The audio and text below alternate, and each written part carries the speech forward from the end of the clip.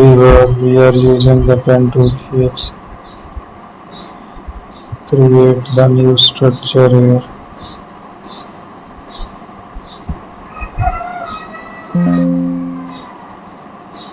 So let's explore the designs here. I will try to use the shapes using the structure here.